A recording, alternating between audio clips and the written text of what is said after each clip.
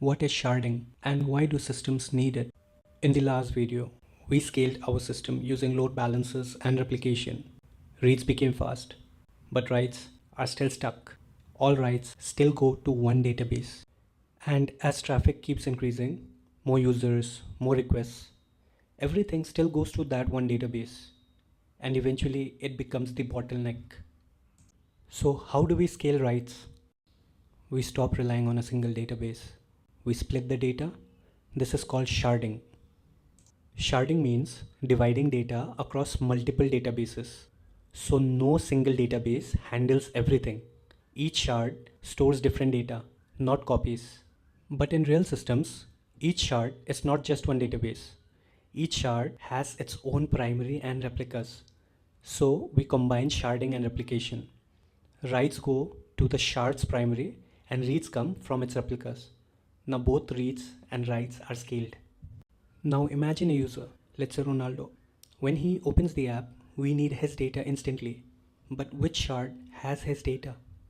We don't search every shard, we calculate it. We use a simple formula, that is shard equals user ID modulo number of shards. Let's say we have 3 shards and Ronaldo's user ID is 7. So it would become 7 modulo 3, which gives 1. So his data goes to shard 1. But who does this calculation? The shard router. This layer decides exactly where each request should go. So the system directly hits the correct shard. This is how systems like Twitter work. When you post a tweet, the system already knows where to write. Data is distributed across shards and each shards handles its own traffic. Sharding gives us write scalability. Replication gives us read scalability and the ability to grow almost infinitely. And no single database is overloaded. But this is where things gets difficult. What happens when we add a new shard? The formula changes. A user that was in one shard may now belong to another. If the system still queries the old shard, it won't find the data. Users get the wrong results or no data at all. So, how do we handle this?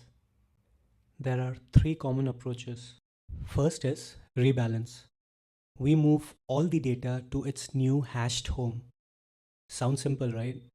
But imagine moving petabytes of data while the system is live. It's slow, it's risky, and it is expensive. Second is chaining.